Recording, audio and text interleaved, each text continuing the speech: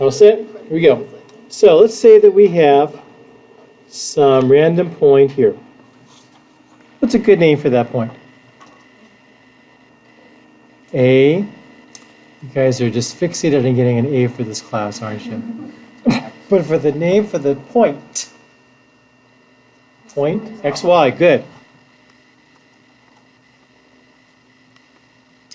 Now, if I want a twin point on the other side of the X axis, which coordinate is not going to change?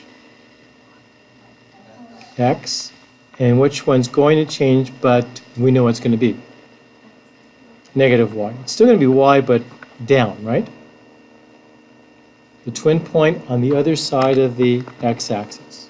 Okay? How about the twin point on the other side of the y-axis? Who is not going to change? And who is going to change? And it becomes negative xy. And again, taking this as the original point, going back to the xy as the original point, who is the point on the other side of the origin? It's down here, right? And there, everybody changes. What is it? Negative x, negative y. Right? So this is the key to this whole first section. Understanding those three extra points. All right? All right, now. Intercepts, that's an old story. If I want to find the x-intercept, who is 0? Y, and what do I get? Negative 1. And if I'm looking for the y-intercept, then x is 0, and I get just 1, right? So negative 1, 0. And 0, 1.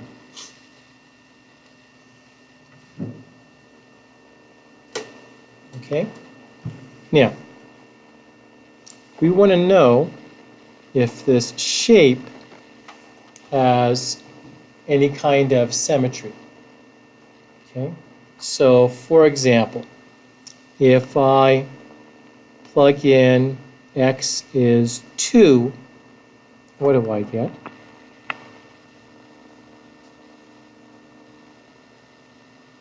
I'm sorry, I made it too hard for you, huh? How about if y is 2? That's easier. 7. So if I go over 7 and up 2, there's 7, 2. All right? Now, I'm not going to use this specific point. I'm going to use my old xy point.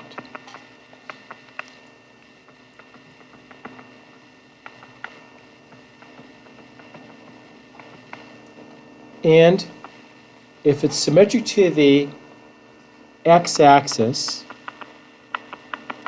then what other point should work? Who's the point on the other side of the x-axis? X negative y. So, clearly, this is boring. If I plug in xy, I'll get this equation. Is that right? If I plug in x negative y, I get this, don't I?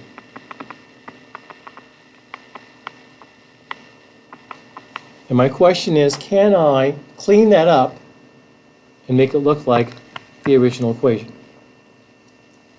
Well, this becomes this, doesn't it? And if I multiply both sides by negative 1 or whatever I try to do, I can't get this back. Which means that this graph is not going to be symmetric to the x-axis, meaning it's not going to be the same above and below. Okay? Same thing with the y-axis. I have my favorite point, xy. Clearly, if I plug it in, I get the equation back. Who else do I plug in to see if it's symmetric to the y-axis? who's the point on the other side of the y-axis, negative xy. So I do that, and I get this, negative x, y. And again, can I do anything to that by like multiplying both sides by -1 or doing the same thing to both sides and make it look like the original? No. So there's no symmetry with respect to the y-axis. So I guess I could say no x-axis symmetry.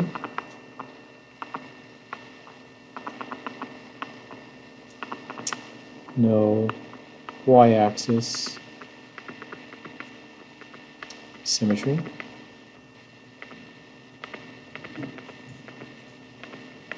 And then, same thing here.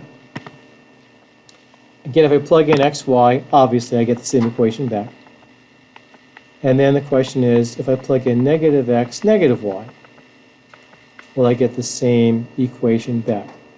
And that's going to be negative x, right, equals negative y cubed minus 1. And unfortunately, this also doesn't do much for me, right? I can't do anything to that equation and make it look like the original, meaning both of these don't work. Both of these don't work. Okay? Now, if I kept going and just graph this thing, clearly we can see that it's not symmetric to anything, right? This point doesn't have anything down here. This point doesn't have anything over here. And this point, if it goes straight through the origin, doesn't have anything exactly on the other side of the origin. All right, if x is 0, what do you get for y? 2 is good for a B student, or -2 is good for an A student. Got them both. So one here, again, small details, makes the difference. That's what I'm looking for. And then if y equals 0, x is 2 and -2. Good job. All right. So then, let's see. If I take, plug in x, y, clearly I get the same equation. If I plug in, so for the x-axis symmetry, who else do I plug in? Who's the point on the other side of the x-axis? X negative y. And so clearly, if I plug in x, y, I get that. If I plug in, bless you, x negative y,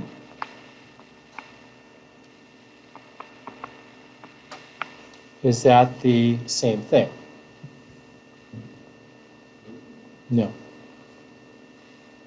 How about if I replace xy with who here?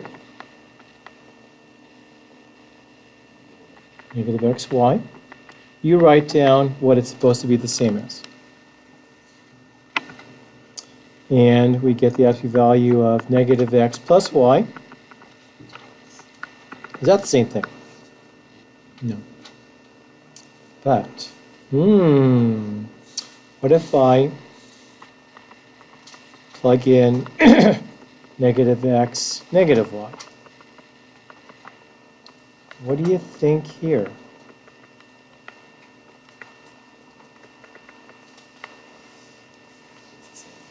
It's the same thing. So there is symmetry across the origin. Reason it's the same thing is, just so we can see it, can I do this?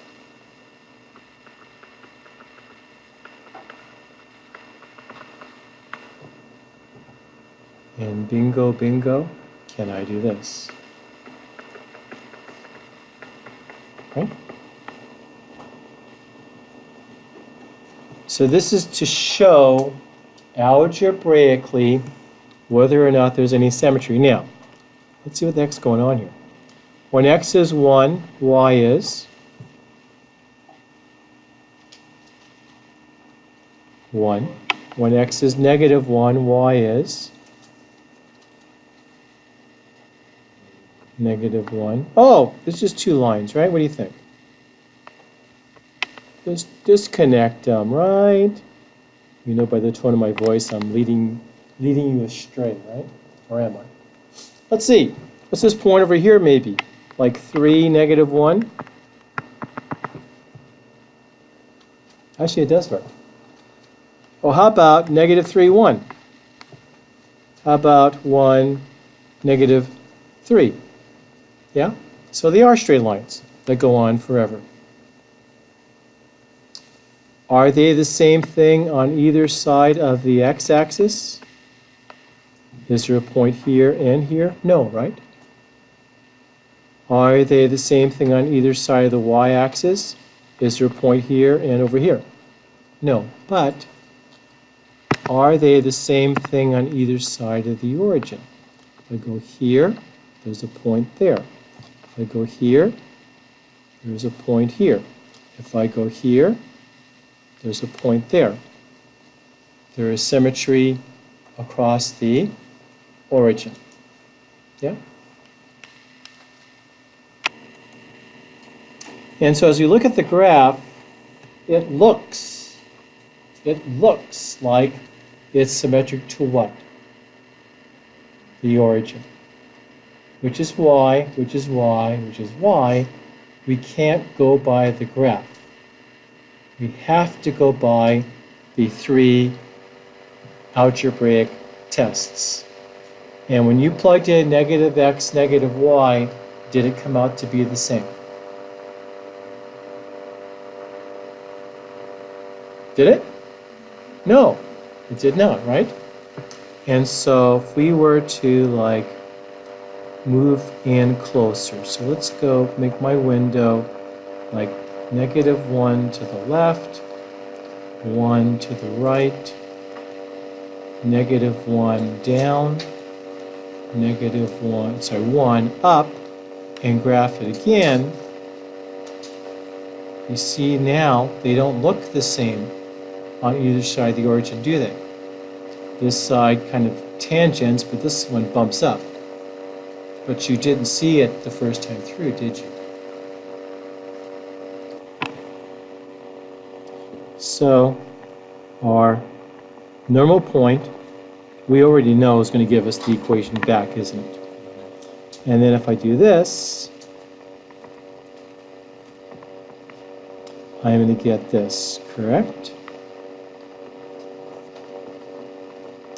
And when I first go through, I just take all the x's, put them in parentheses, and stick a -x in its place. Do that first and do any calculations. So then we get to this. This is what? Good. And this is what?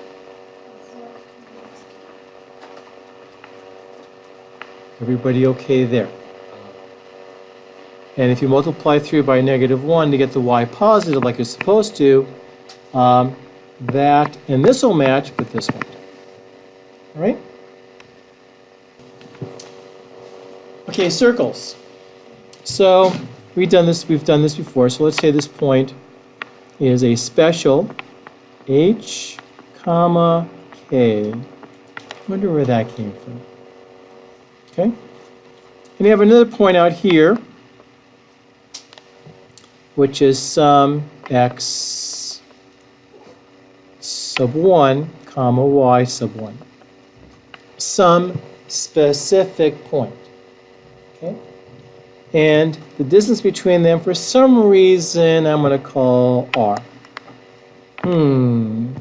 Okay? And so that distance is r equals the square root of x sub 1 minus h squared, right? Plus, you finish it. Go ahead. Y sub 1 minus k squared. Good. But now, here's what we're going to say. This is not a singular point anymore. In fact, that's going to move now. it's still going to be what? R away from HK. But now there's how many points that are R away from HK? Infinite, like a lot, like it varies. And so what we'll do is we'll say, let's then talk about this moving or variable point as xy. x1 and y1 was a specific point. xy is a more general variable point. And so then we get this. Doesn't that represent every point R away from HK? Every point in a plane. If we don't say in a plane, what is it? A sphere, where you have the center of a sphere and all the points on the outside of the ball are away from the center. So I have to say in a plane if I want to talk about a circle. So a circle is a set of points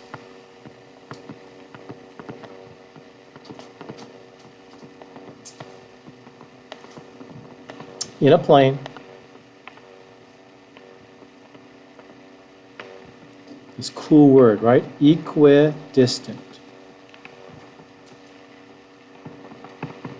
from a given point. But we have special names for these, don't we? Who do we call the given point? Center. Good. You understand the meaning with these words. What do we mean by the equidistance? The radius. Perfect. Perfect. Perfect. Okay? And we kind of don't like the square root, so we square everybody, and we get this.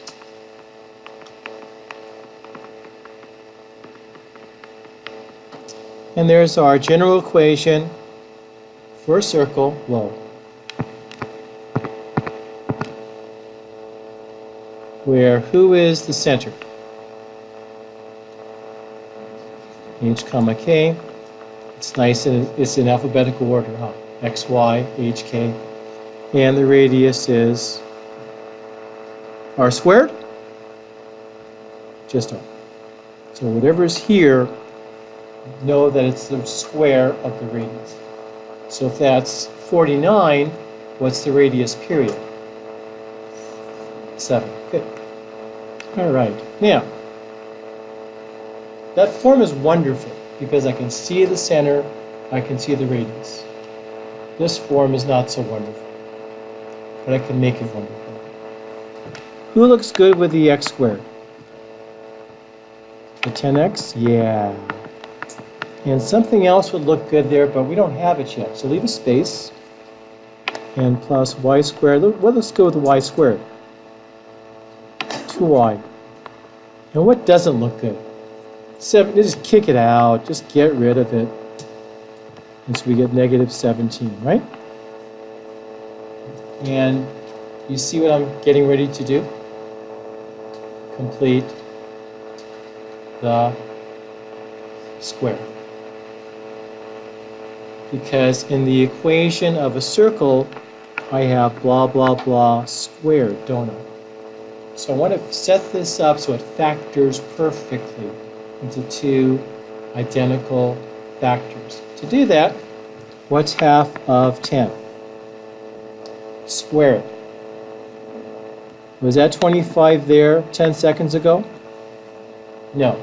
So this is an equation. What do I also have to do? Add 25 to the other side. You do the y one. Half of 2 is? 1 squared is not 2. What's 1 squared? We kind of want to write 2 sometimes, don't we? This is crazy. Our brains are so weird. Why do you keep doing it? I don't like you. All right, so then here, if I factor this, do you see it coming? XX, 5, 5, minus, minus. Okay, you factor this one. If you can't factor this one, we need to have a long talk on a short plank. Got it? What is it? 5 plus 1 squared. And the right-hand side is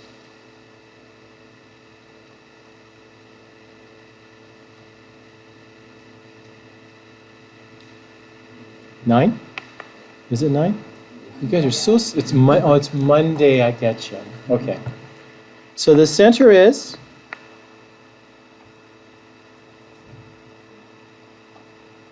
5, negative 1. Don't forget, the form has subtraction in it. Now look. Subtraction is the operation. Who is this number? It's 5. Subtraction is the operation. The number after it's going to be negative 1, correct? That's why it's 5, negative 1. Two-part question. What's the radius squared? 9. What's the radius period? 3. See if you can find the y-intercepts. Alrighty, so I'm going to go back to the original. And what's up when we're on the y-axis? X is 0. Good. So then that's gone, that's gone. I have y squared plus 2y, oh my gosh, plus 17 equals 0. So y equals plus or minus negative b plus or minus the square root of b squared minus 4ac. I'm stopping because the number under the square root or the discriminant's negative, which means this circle never touches the y-axis. Look, what's that? What does that mean? The center is where? 5 to the right. What does that mean? The radius is 3. Trying to reach back to the left only goes back 3. You see it visually? There's nothing to do, right? It's understanding what all this means. That's why I'm big on it. It's not step 1, step 2, step 3 get answered. If you or your parents call me and say something about I need my child or I need more practice, you're in the wrong class. Because practice only is good if you happen to do one of the problems on the quiz or test. And so when you think, oh, I should have studied more, I should have practiced more, what some of you are saying is, I should have done more problems so I could luckily happen to do one of the questions on the quiz or test. Right? You ever really think about that? But if you think about the logic of that, that's stupid, right? There's no way you could do enough problems to make sure you've done something that's going to be on the quiz or test. Right? So practice isn't bad if you're doing exercises. But if you're going to solve a problem, it's going to be brand new anyway. You hear the difference? So same thing here. I'm trying to help you think. Not just what are the steps, what are the rules, what's the method. It's not enough, right? Okay. Let's move on. So there aren't any y-intercepts. All right, you try this one.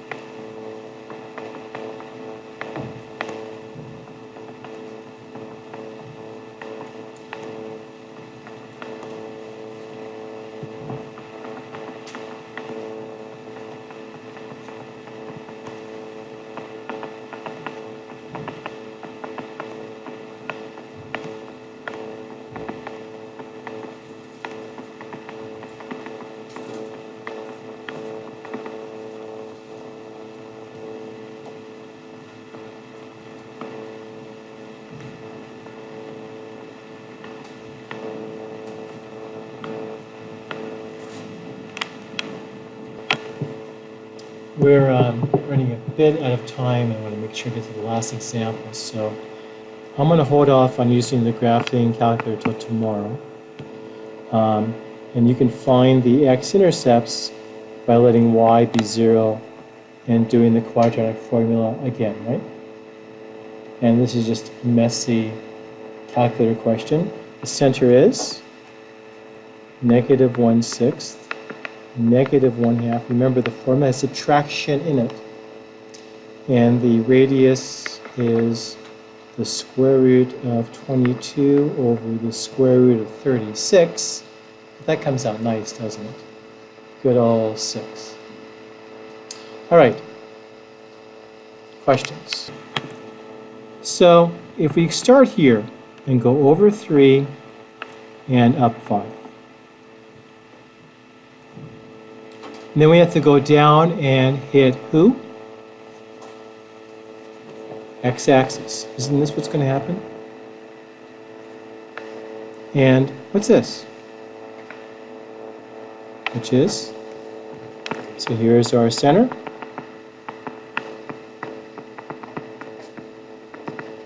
And our radius is 5, so we square it and we get 25, right? Make sense? Okay.